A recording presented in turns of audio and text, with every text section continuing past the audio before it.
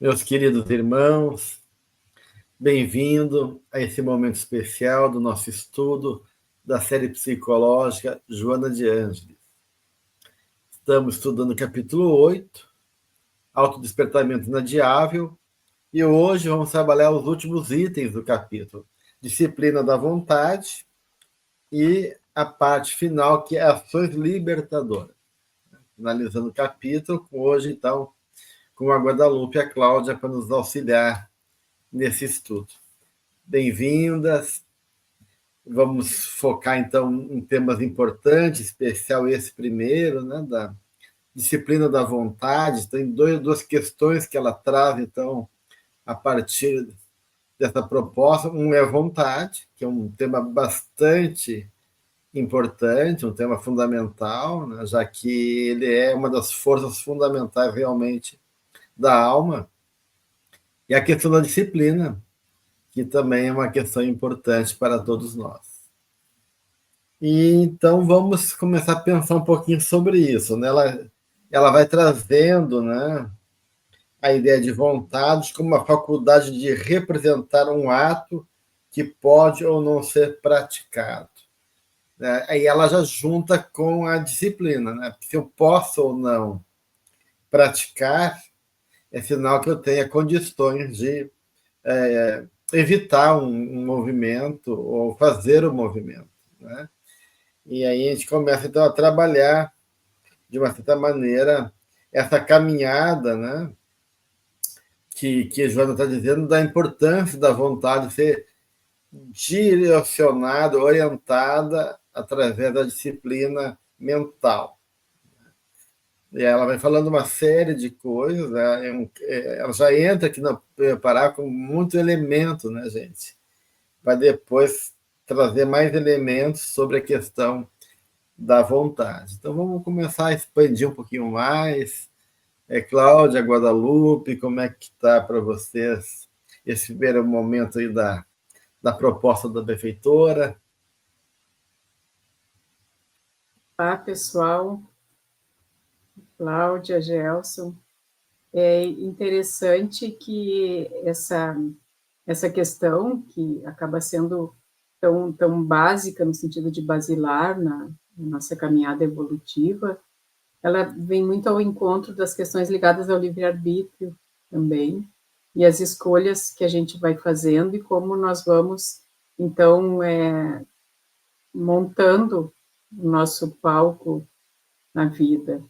E a partir disso, ela traz, como o Gelson ali já pontuou, essa questão do pensamento, do sentimento e da vontade operando de forma conjunta, quando ela fala ali sobre a disciplina mental, os trabalhos com exercícios de meditação, através dos pensamentos elevados, gerando um novo condicionamento, estabelecendo um hábito diferente do comum.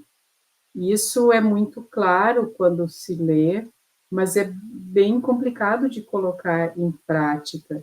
Então, é nesse exercício de serenar a mente, de se colocar realmente conectado com uma realidade espiritual maior e conseguindo impulsionar todo esse direcionamento que vai se dando, então, a execução dessa disciplina da vontade. E acho interessante que ela começa o primeiro capítulo já nos chamando a atenção de como fazer, né, a disciplina mental, a meditação, e trazendo algo que eu acho interessante, que é o condicionamento e depois o hábito. Então, mostrando que tem um caminho para essa mudança. Quando ela mostra que tem um caminho que vai sendo construído a pouco e pouco para essas mudanças de atitudes, comportamentos e, em última análise, né, da nosso padrão psíquico espiritual, ela vai entrando, então, nas questões que a gente agora vai ampliando, da paciência, da perseverança, da constância, da fé e da autoconfiança. Então, eu trago de uma forma um tanto mais ampla, o que a gente vai falar um pouco mais, para que fique claro que é um caminho possível, mas que ele é construído, né? Então, que a gente tem que ir entendendo que existe uma construção e que se apesar da gente estar falando em comportamento e em hábito, na verdade, em última instância, se está falando também e muito mais de mudanças muito mais profundas que reverberam do ponto de vista exterior. Então, acho que isso que eu gostaria de trazer assim como uma primeira reflexão para a gente seguir. Oi, pessoal, bom estar com vocês mais uma vez. E todos que nos assistem. Sim, exatamente o que vocês estão trazendo, né? Essa definição aí da Joana, que é muito mais, né, do que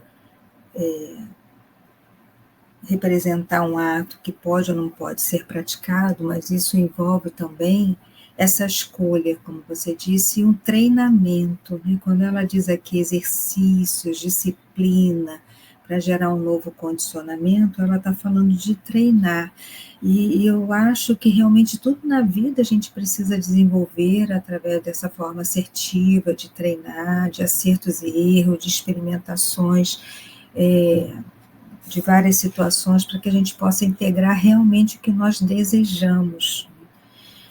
Indo um pouquinho lá, eu fiquei pensando onde está a vontade. A gente sabe que André Luiz nos traz aqueles departamentos todos, né, da mente como um escritório e a vontade sendo o departamento mais importante. Chico, também com André Luiz, no Mundo Maior, ele vai trazer os 3 andares do castelo, né? Então, ele vai dizer que o hábito e o automatismo estão num andar, que é muita coisa da primarismo, né? E aquelas coisas que nós já integramos como automáticas. Depois tem o esforço e a vontade, que é o segundo andar, que são as conquistas atuais, e tem também o outro andar, que é ideal e a meta superior a se alcançar. Então, o que se deseja. Então, a vontade, ela está no meio, nesse esforço, né, de se colocar em prática as situações, o que se deseja, mas tem o ideal da vontade. Então, eles estão interligados, esses andares, né? Nós precisamos de automatismo, nós precisamos também desse esforço da vontade, para que a gente possa colocar em ação o que nós desejamos. E aí a Joana vai falar assim, no finalzinho do item anterior, ela vai falar 2 coisas, né? O esforço é uma ação bem direcionada, disciplinada pela vontade. Então, esse esforço que o ego precisa fazer, que nós precisamos fazer na vida para vencer os obstáculos, os desafios, colocar em prática aquilo que nós viemos, né? Aqui viemos nessa vida, o nosso desejo maior de completude e de resolução de dificuldades. E a Joana também vai falar, também bem no finalzinho do item anterior, que o esforço, né, ele pode ser descrito como tenacidade para não se deixar vencer pelo marasmo, e daí ela nos fala da disciplina mental, dos exercícios de meditação, e a Joana diz, é o investimento da vontade. Então, o esforço é o investimento, é quando a gente coloca realmente a vontade em ação, né? Porque o pensamento idealiza, deseja se fazer, mas a vontade é realmente colocar aquele planejamento em prática e ter coragem, né? Porque muitas vezes a gente não tem coragem, a gente tem vontade, e aí a pessoa diz, eu queria tanto, né? Então, você queria, você quer, né? Para que possa se investir desse desejo e colocar essa vontade em ação. Então, a Joana já nos introduz aqui nesse primeiro parágrafo, de fato, como vocês falaram, tudo o que se precisa fazer, algumas coordenadas para que nós possamos colocar em prática esses recursos, né, da vontade.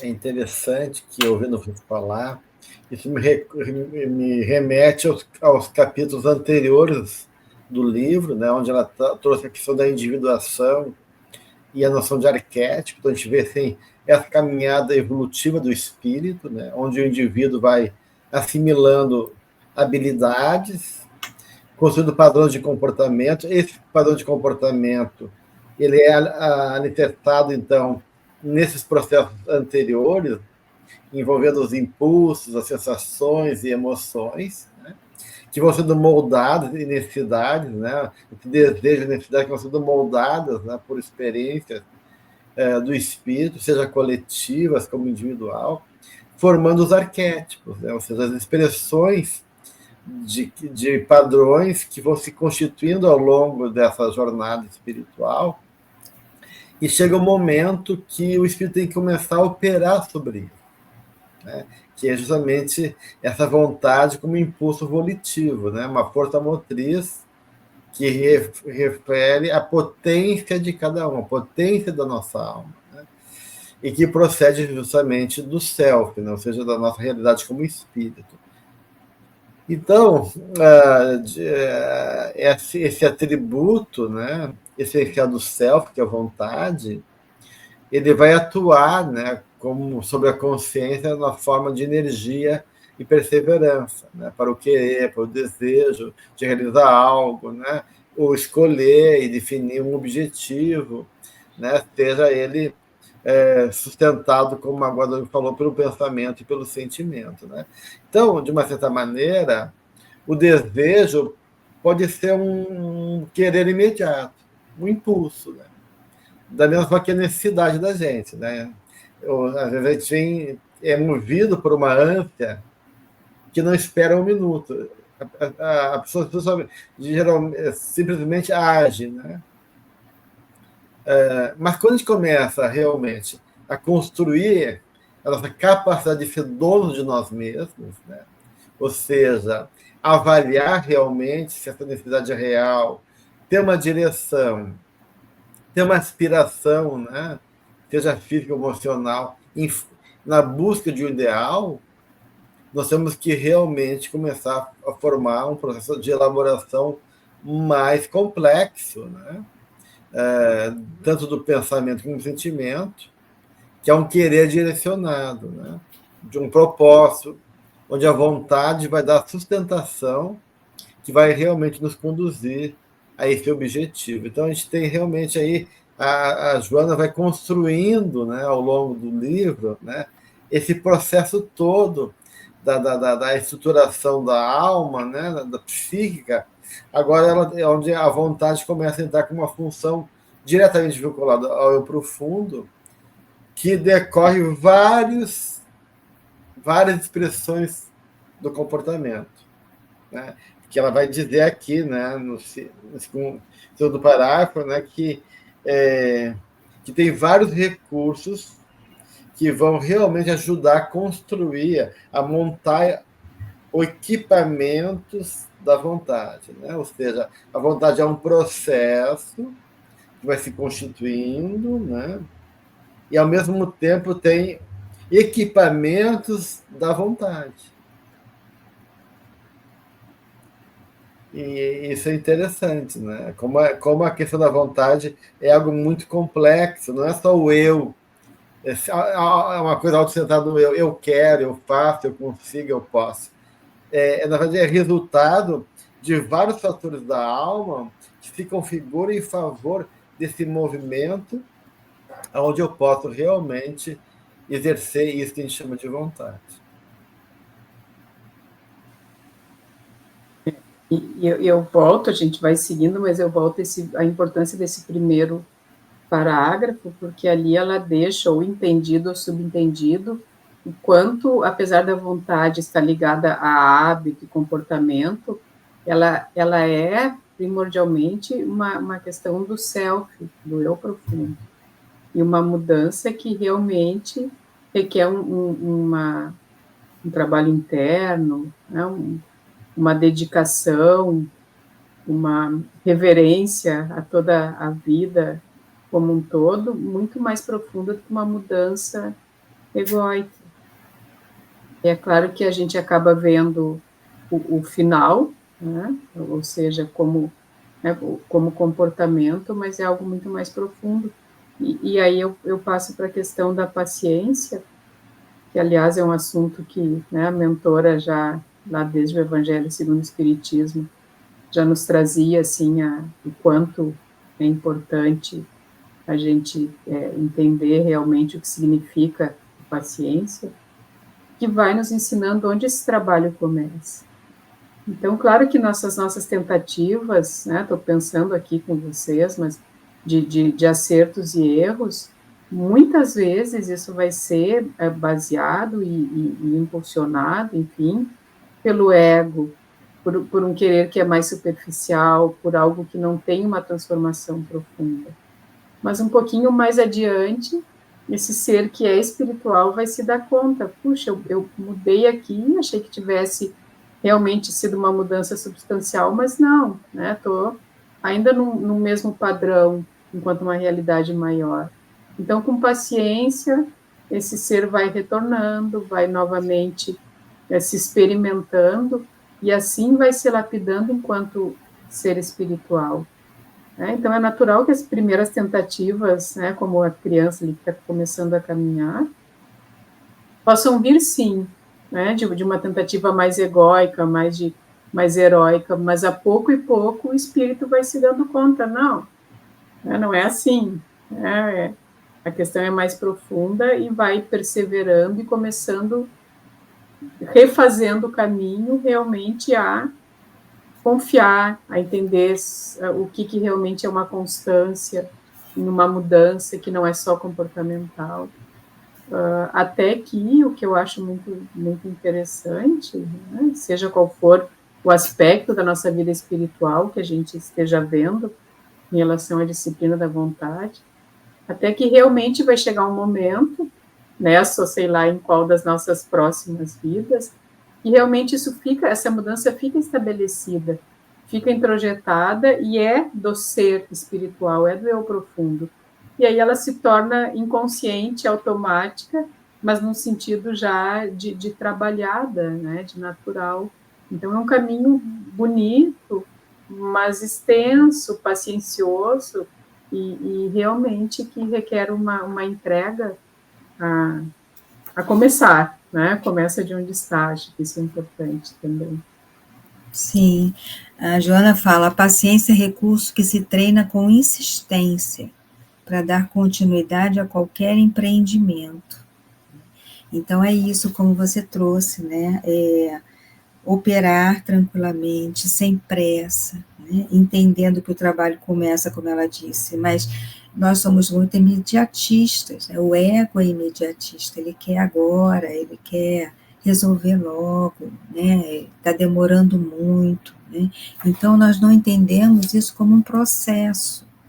É difícil para a gente entender como um processo. A gente só consegue entender como um processo quando nós olhamos para trás e vemos o decorrer, né, de tudo que aconteceu. Aí nós vamos entender, né, e aí vamos talvez traduzir essa paciência, tendo de conseguir seguir adiante, apesar de frustrações, né, apesar de todos os medos, né, todas aquelas emoções que nos assaltam, nos pegam de assalto, né, todos os nossos complexos de inferioridade, né, de insegurança. Então, nós vamos conseguindo insistir, isso é bom, né, isso aí traz assim, e como você trouxe, Guadalupe, cada vez mais que a gente consegue ir firmando, né, e acreditando, né, insistindo e acreditando, e percebendo pequenos avanços, nós vamos nos encorajando cada vez mais, né? Então aquilo devolve, aquela situação devolve para nós uma energia disponível para que nós possamos galgar ainda mais para frente, né? E a Joana nos traz isso.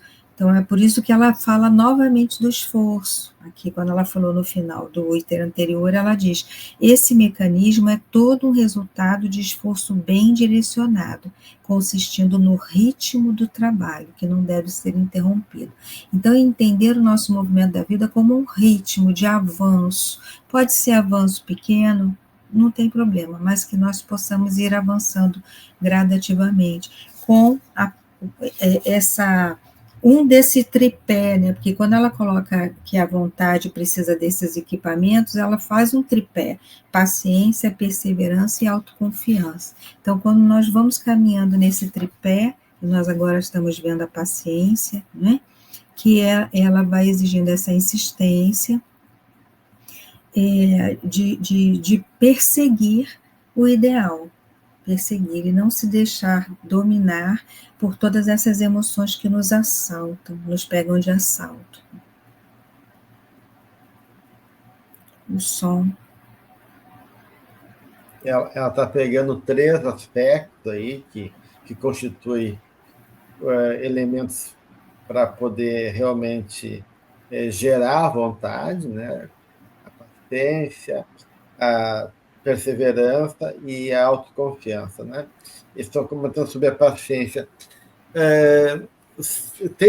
Ficou claro para vocês aqui, na proposta que ela está fazendo, qual é a diferença da paciência em relação à perseverança, né? Porque às vezes parecem muito parecidas, né? A perseverança e a paciência, mas ela está aqui colocando como coisas importantes e diferentes.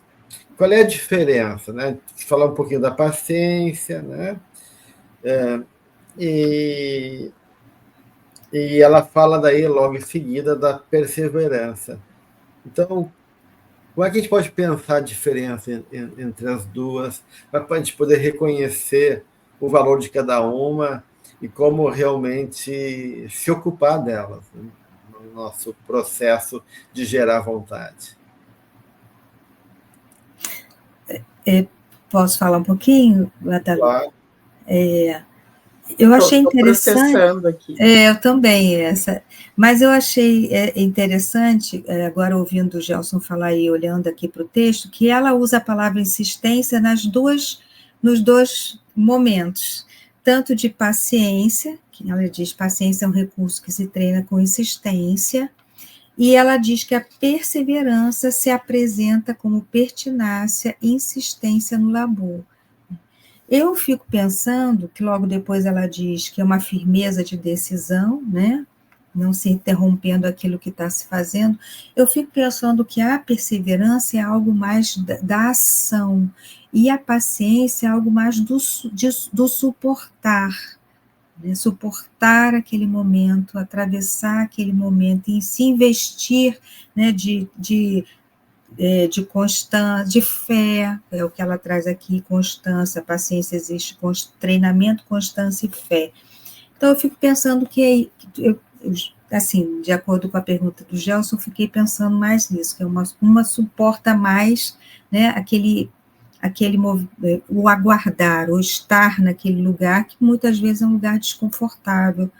E a perseverança já se coloca mais numa firmeza, num propósito talvez já se adquiriu, e aí se firma, como ela diz aqui, firmeza da decisão. Me ocorreu isso. Uhum. Pensando aqui, a paciência me vem muito também a questão do suportar, né? E se manter ali firme, enfim, até porque, às vezes, tem que ter paciência, porque nem tudo que se quer mudar se consegue, né? Então, mesmo que a gente pergunte, né, para nós, eu não consigo ou eu não quero, às vezes a gente não quer, e tem essa questão da vontade, às vezes realmente não consegue, tem situações na vida que são para serem suportadas com paciência, nessa questão de suportar um conflito e ficar, né, um conflito psicológico, e realmente ficar pacienciosamente suspenso ali entre dois opostos, né, suportando. E a perseverança, ela me parece que vem muito com essa questão do não desistir, né, realmente de ficar ali, se manter ali. Então eu tenho paciência, eu vou suportar, né, então não tenho a resposta, pensando aqui, mas para mim paciência é muito do suportar, do se entregar e do ter a fé ali de entender que tudo tem seu tempo, e a perseverança de não desistir, né? Então, de ficar ali e realmente bancar aquela escolha e ficar pacienciosamente nesse lugar, né? Mas refletindo agora, porque... Vocês estão usando a palavra suportar, eu acho interessante, mas ela usa também um outro termo que eu achei bem adequado, que é esperar, né? Que é paciência é um movimento que nos leva a essa faculdade de esperar, né? E realmente, né, a pessoa impaciente é a pessoa ansiosa, que não consegue esperar, né, que se precipita, né? Então, me parece que a paciência é um tipo de compreensão, né, não só racional, mas pelo sentimento, de poder reconhecer, né, que as coisas não se dão de uma hora para outra, né, uma forma de sabedoria, né, a gente vai, né, que tanto é que ela fala que essa paciência é até usada para evitar tu ter uma atitude de exorbitação, né, exorbitar e ser exigente, né, então, porque de uma certa maneira a teimosia é oposto à perseverança e à paciência, né? A pessoa pode ser teimosa e não tenaz, não perseverante. Essa é uma coisa diferente, porque a teimosia está muito ligada a esse impulso imediatista que não tem paciência, né? A pessoa que é teimosa, seja pelo orgulho, seja pela questão da impulsividade, né? Então, a paciência me parece que realmente é um tipo de compreensão que me faz reconhecer a minha medida, saber então esperar, que as coisas dependem de vários fatores, né? Não só do amadurecimento interno, mas de fatores outros que a vida vai possibilitando, então poder realmente fazer esse processo passo a passo, como a benfeitora nos coloca, e a perseverança, dentro do que eles estão falando aqui, me remeteu realmente a ter confiança no objetivo. Porque se tu confia, se tu tem. Então, para mim, a perseverança está muito ligada à minha fé, né, realmente. Né? Tu poder realmente saber, né, que, que tu vai chegar lá. Então, é uma capacidade de perceber se vir a ser, né? E a Joana fala dessa conquista da consciência desperta, né? Uma pessoa que tem uma consciência desperta, ela começa a ter um esforço para perseverar nos objetivos elevados, porque ela já tem consciência de uma dimensão mais profunda de si mesma. Então, ela persevera porque ela sabe que algo especial, algo espera ela no futuro, algo vai desabrochar, algo vai sustentar ela, enquanto uma realidade que ela já deslumbra para essa consciência de espera. Então, eu vejo muito a questão da perseverança como algo que está sustentado num sentido, né? No significado que me move, né? Me orienta. Então, eu posso perseverar porque eu estou sintonizado com esse sentido maior. É interessante que agora a gente refletindo, me pareceu que são degraus. Primeiro você espera pacientemente, né? Depois que você passa por essa elaboração interna, né? Nós aí passamos para a perseverança, porque aquela elaboração já aconteceu um pouquinho, aí a gente parte para decidir, eu quero isso, né? Então, é uma coisa mais assertiva, e ela usa também a palavra esforço. Ela diz assim, a conquista da consciência desperta, o esforço para perseverar nos objetivos elevados. Isso está na página 124, lá no início. Então, a perseverança, ela requer esse esforço mais atuante, né? É algo mais assertivo, onde o ser já se coloca mais. Me deu essa impressão que possam ser degrauzinhos, né? Até que a gente vai chegar na autoconfiança, que eu acho que parece que é um degrauzinho maior. E, na verdade, a perseverança já inclui realmente a paciência, porque a Joana fala que a perseverança é um tipo de insistência, né? Que impulsiona o dia, mas se essa insistência não tiver paciência, pode virar teimosia, né? Insistindo em algo que não tem sentido, algo que é movido por uma impulsividade mais primitiva, né?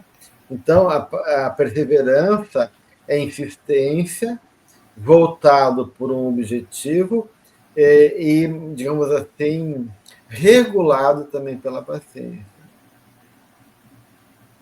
E ela vai juntando esses 3 elementos no terceiro parágrafo da 124, e daí ela diz: da conquista da paciência em face da perseverança que a completa, passa-se a autoconfiança, a certeza das possibilidades existentes que podem ser aplicadas em favor dos anseios íntimos.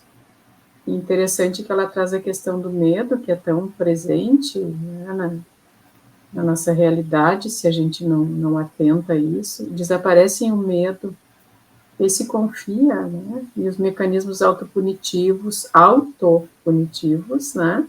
Autoafligentes, ou seja, vem de nós, não tem um Deus punitivo, né? E que são fatores dissolventes do progresso, da evolução do ser.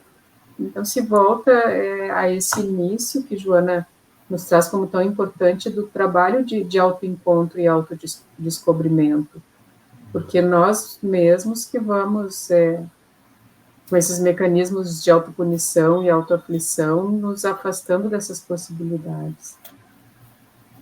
É bem interessante mesmo. Eu queria voltar um pouquinho, interessante mesmo que você acabou de ler, Guadalupe, porque realmente nessa frase ela traduziu todo esse nosso raciocínio até agora, né? Da conquista da paciência em face da perseverança que a completa, passa-se a autoconfiança. Achei bem interessante que você ressaltou. Mas no final da 123 ela diz quando o indivíduo abandona os esforços, né? Que devem vidar para atingir as metas que persegue. Né? Então, ela lembra aqui da necessidade de não abandonar, né? de manter essa firmeza na decisão, né? Pelo esse trabalho que vem sendo feito. Ela coloca isso aqui. E aí eu me lembro do desânimo, muitas vezes a pessoa desanima, né? Ela já começou a fazer aquele trabalhinho de esperar, né? E de se colocar mais assertivamente, né? Perseverar, e aí por alguma situação ela desanima, né? E aí ela estagna, né? Agora, Toda aquela energia que foi, né, trabalhada ali é uma energia que não se coloca a serviço efetivamente, né, desse movimento de autoconfiança. Interessante, Cláudia, tu voltar ali um pouquinho, porque olha o que diz ali, né, que se aparta da luta, né, porque embora diga se não se está sentindo bem, apraz-lhe a situação. Então, também isso é importante que a gente ressalte para nós, todos que estamos aprendendo, porque esse ser que se diz não capaz de lutar, ele está gostando da situação, né?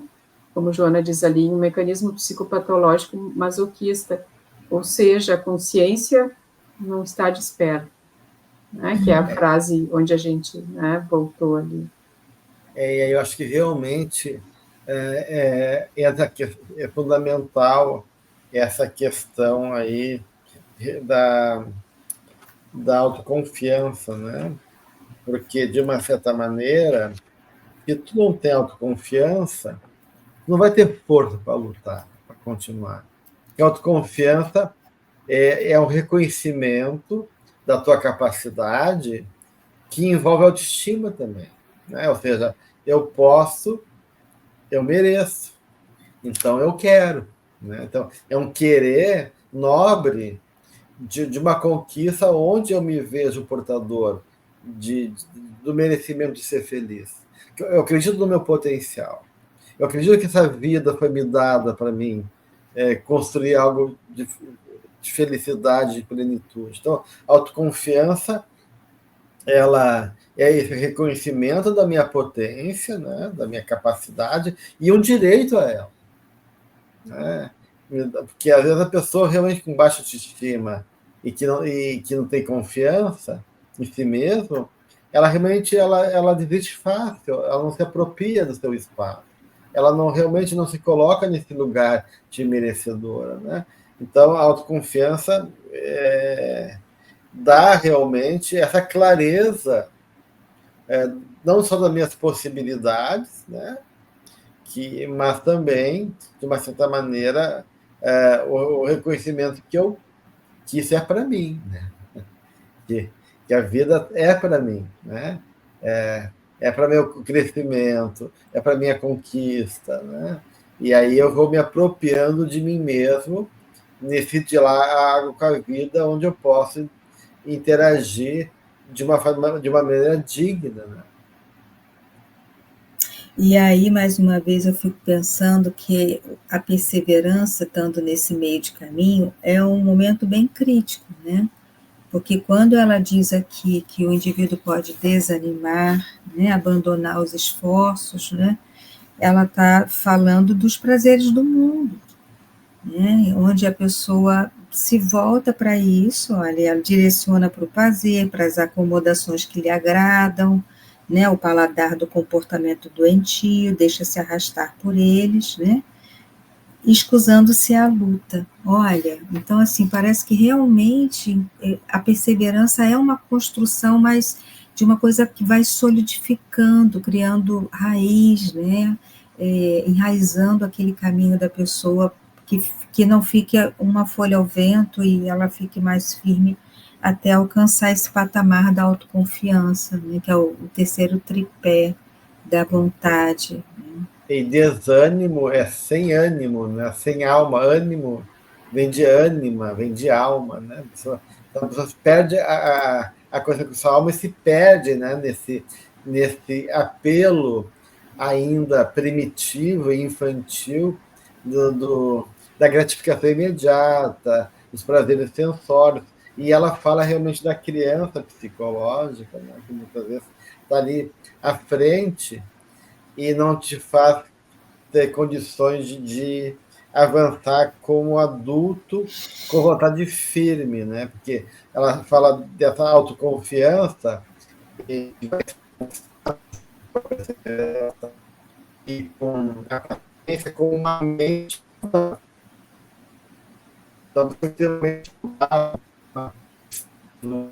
mais maduro, vai, de uma certa maneira, conseguir se posicionar de forma adulta, né, objetiva e com uma sustentação mais profunda nele mesmo.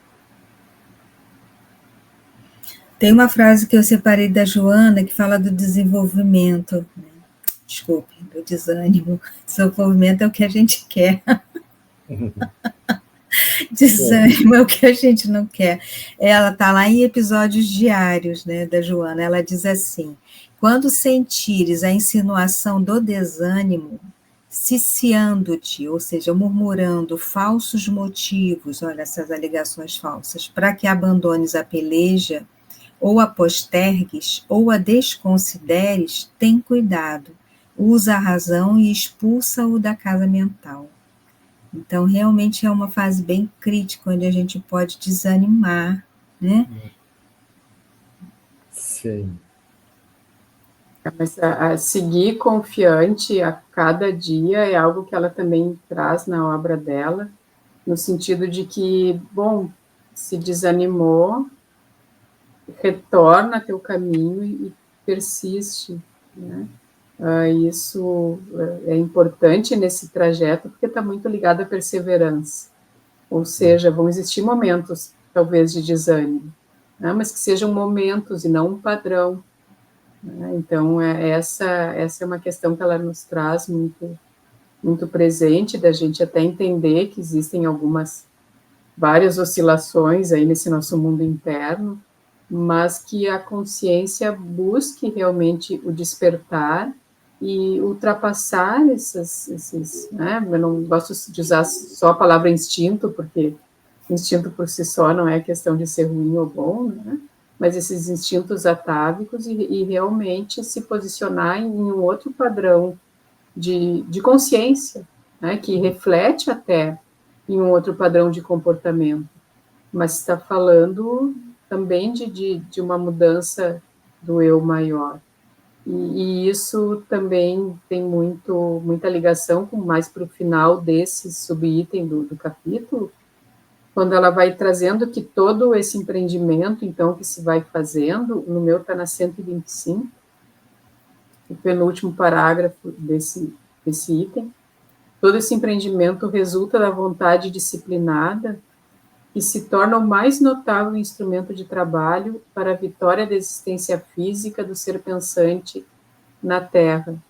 Então, é uma frase muito impactante e que a gente precisa, né, procurar vivenciar, mas ter esse cuidado de entender também que é uma conquista de uma consciência desperta, que é feita com paciência, com perseverança e realmente uma mudança que se exprime no comportamento também, né, mas que ela é muito maior do que isso. É interessante que, para mim, isso resulta, essa vontade disciplinada, né, que envolve todo esse processo de uma consciência, então, desperta e uma mente saudável, na questão da segurança, né? Uma pessoa segura e responsável. Então, a vontade bem trabalhada é fruto de uma pessoa que tem já segurança e consegue se responsabilizar pelos seus atos, não tem medo de assumir, né? Porque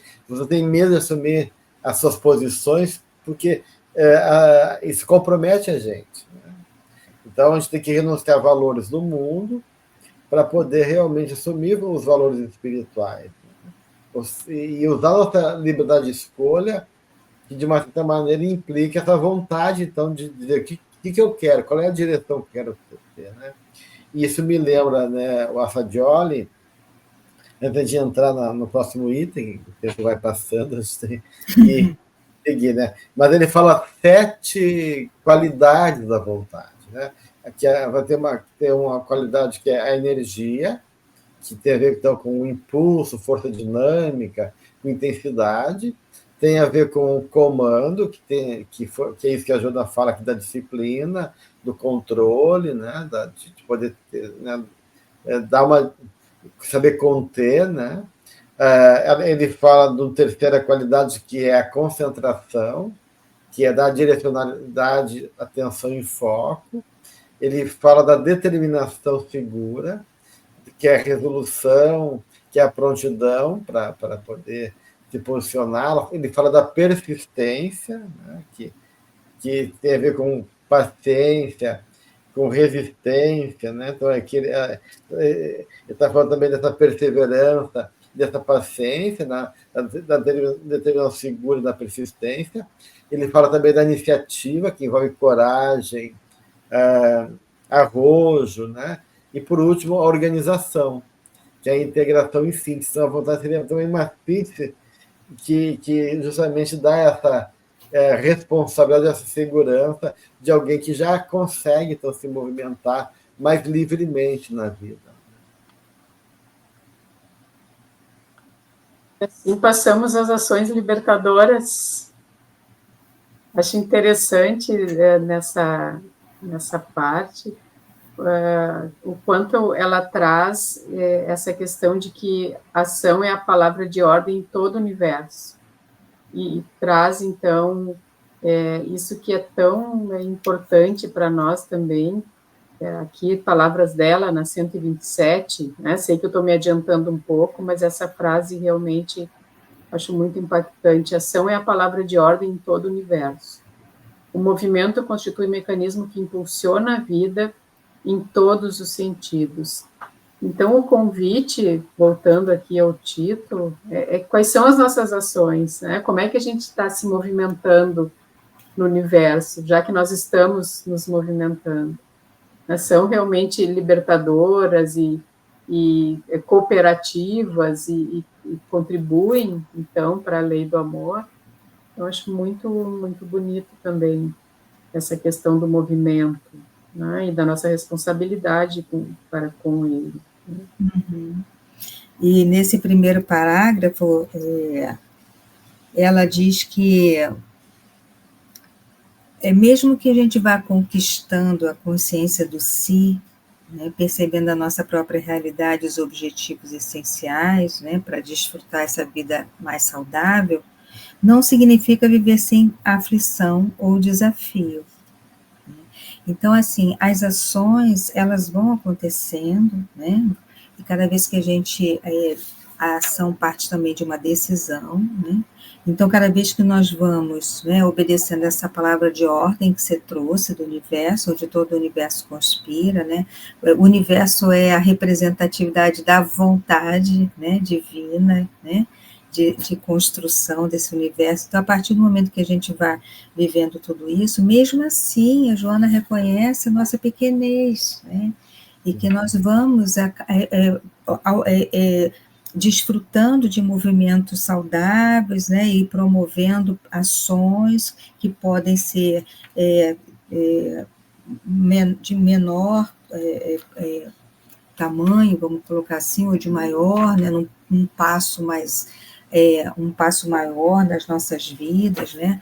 Então ela coloca que as ações vão acontecendo, o movimento da vida vai acontecendo mesmo, né, com a aflição, né, e com o desafio que todos eles exigem. E a partir também que nós vamos vivenciando esse enfrentamento, esse se colocar de uma forma assertiva, atuante, né, como ela disse ali, na vontade disciplinada, nós vamos reconhecendo o nosso valor, o nosso tamanho, né?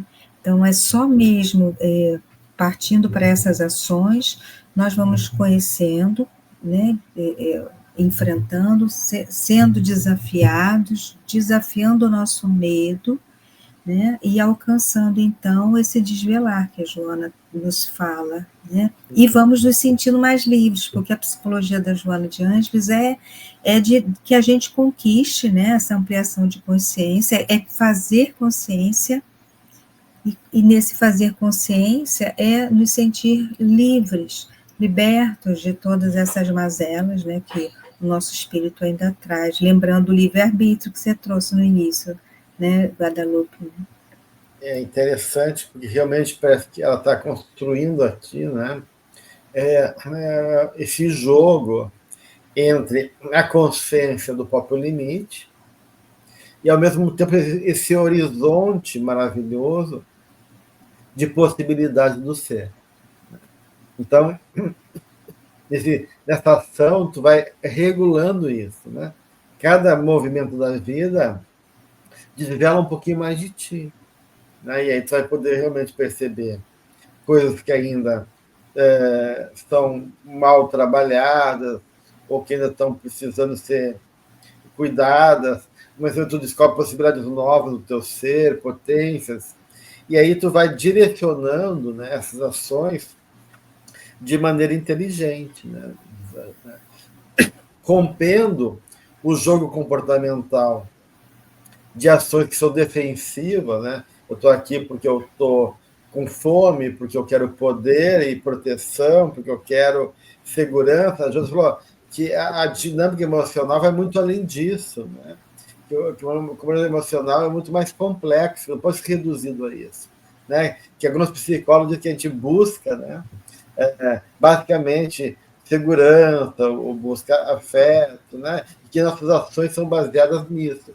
Tudo bem, isso é um dos fatores que sustentam a nossa ação no mundo, mas não são as únicas. Então, que a Joana está falando, que a gente tem que sair das faixas mais primárias desse desenvolvimento emocional, espiritual, limitada, para um nível mais elaborado do sentimento do amor. Então, ela vai dizer que as nossas ações são reflexo do que a gente fixou psicologicamente, né? E que envolve todos os recursos intelectuais, emocionais, valores, né? E aí o comportamento é o resultado disso, é o que a gente já conquistou até agora. Uma coisa que tu quer fazer, uma coisa que tu leu, outra coisa é o teu comportamento. Ele não mente, ele revela realmente aquilo que tu é, né? Então, de uma certa maneira, a gente tem que fazer um trabalho também de tolerância, de autoconhecimento, né? Se buscando, né, transcender essa realidade limitada, física e material e baseada nos valores do mundo, em favor dessa dimensão espiritual e assim ir começando a percorrer essas ações mais adequadas à nossa caminhada evolutiva, né? Mais proveitosas para nós. que nos enobrece, diz a benfeitora. Ela traz esse livro lá de 1997, e no início ali da 126 ela diz: vive-se na Terra o momento do desvelar o que se encontra oculto. E ela segue, e a gente vê essa... ainda se vive momentos assim, né? Então esses quase 30 anos, né, são minutos na vida espiritual, algo assim, e o quanto ela traz a questão da tolerância agora, né, como o Gelson estava comentando, quanto é importante realmente a gente aprender, e o quanto, e aí eu vou dizer enquanto coletivo, só que a gente sabe que o que está dentro está fora, né, então nós também, o quanto a gente ainda precisa aprender, né, precisa se esforçar mais, precisa perseverar mais, ter mais paciência e realmente desenvolver a tolerância real, né, que é essa conquista valiosa, porque enquanto humanidade, nós, infelizmente, nós temos momentos lindos de muita, realmente, cooperação e tolerância, mas ainda momentos muito duros, né, muito duros de uma intolerância absurda entre nós. Então, como é atual, mais uma vez, o que a mentora nos traz e como é necessário que a gente comece ontem, né? E continue tentando e perseverando, e com essa paciência e resignação ativa, né?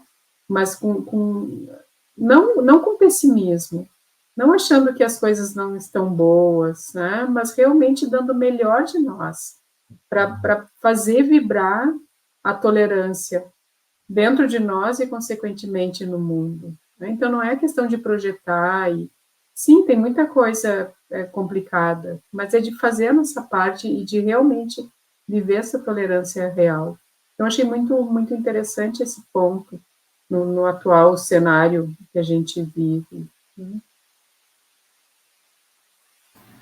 E ela diz mais embaixo, ali na 127, né, uma frase: muitas desgraças que acontecem para a gente são lições de vida, cujos bens morais devemos compreender e armazenar. Então, também esse nosso entendimento do que é a desgraça real, como ela fala lá em outro momento da obra.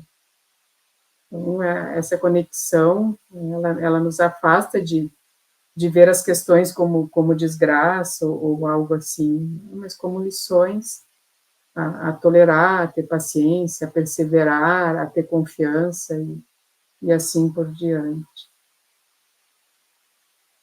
Isso, bem bacana. Eu também tinha destacado essa frase, né, quando ela fala da Terra, né, desse momento atual que a gente está. Importante isso, né?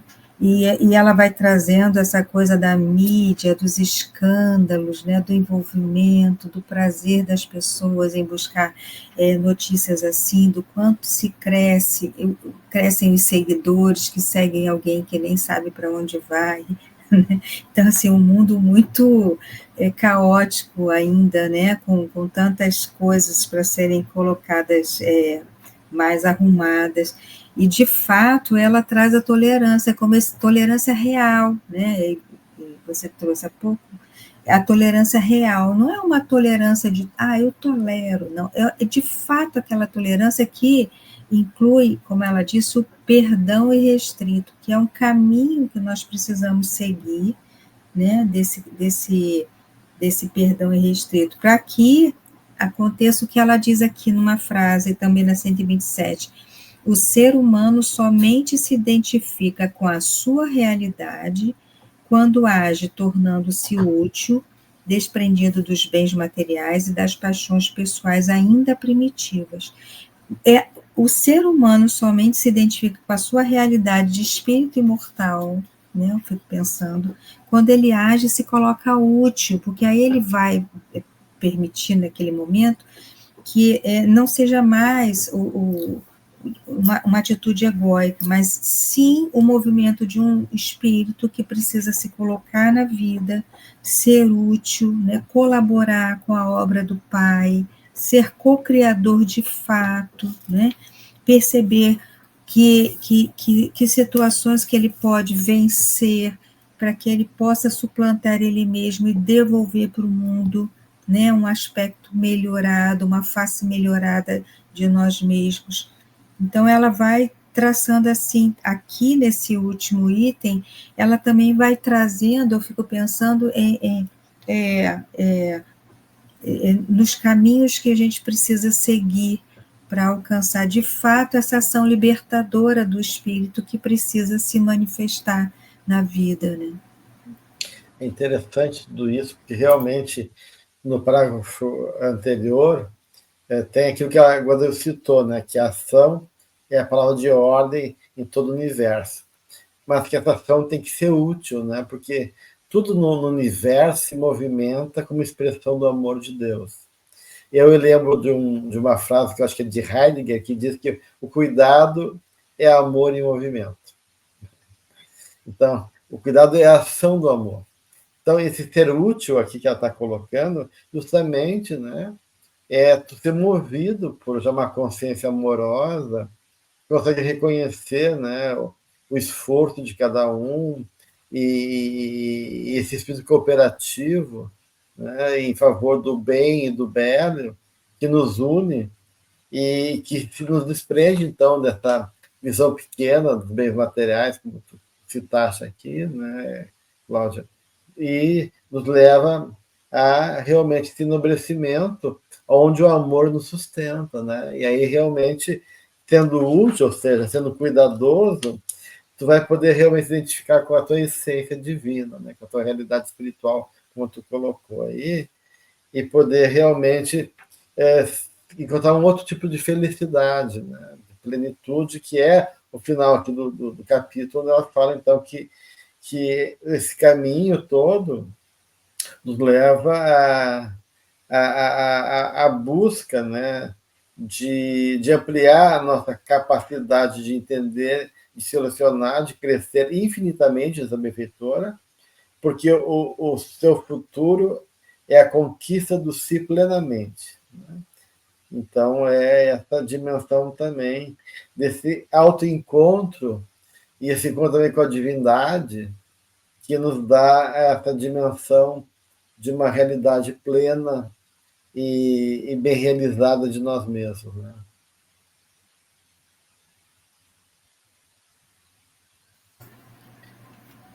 Né? Eu só queria ler, não deixar de mencionar esse, antes do que você trouxe, quando ela fala novamente da Terra, né? E ela fala assim antes, as suas ações desse ser autodesperto se tornam fator preponderante para o progresso de todos os demais seres, irmãos, companheiros da mesma jornada. A sua responsabilidade torna-se expressiva, porquanto autoconsciente dos compromissos que lhe estão reservados, entende por que se encontra na Terra neste momento, né? E sabe como desincumbir-se dos confrontos e lutas. Achei bem legal. E assim, olhando para o que ela trouxe nesse capítulo, e principalmente nesses nossos 2 últimos itens que tratamos hoje, a importância que ela foi fazendo o caminho do trabalhar-se a si próprio, né, nesse tripé, para depois a gente alcançar esse lugar de responsabilidade com o mundo, com o lugar que ocupamos, né, e todo assim, um progresso, né, um caminho que vai se dando para poder expandir tudo isso, né. Uhum. Isso Jung fecha tem com a ideia. Pode falar, Guadalupe. uma frase que eu, mais ou menos assim, que Jung tem, que o mundo está pendurado por um pequeno fio, e esse fio é a psique do homem. Né? Então, se a gente traz isso para a nossa conversa, né, que a gente mude, né, que use, engrosse esse fio, né? Engrosse esse fio, mas com uma psique amorosa, uma realidade espiritual que componha realmente, né, e que dê, assim, essa contribuição para essa obra maior. Mas às vezes a gente, né, não pode cair, mas é assustador porque é a realidade, né?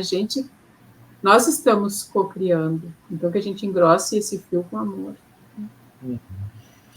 Acho que isso tudo integra todos esses 2 itens, né? Porque a gente falava lá em vontade, e vontade disciplinada. Agora a gente está falando sobre o nosso compromisso responsável, né, no papel que nos cabe no cenário mundial.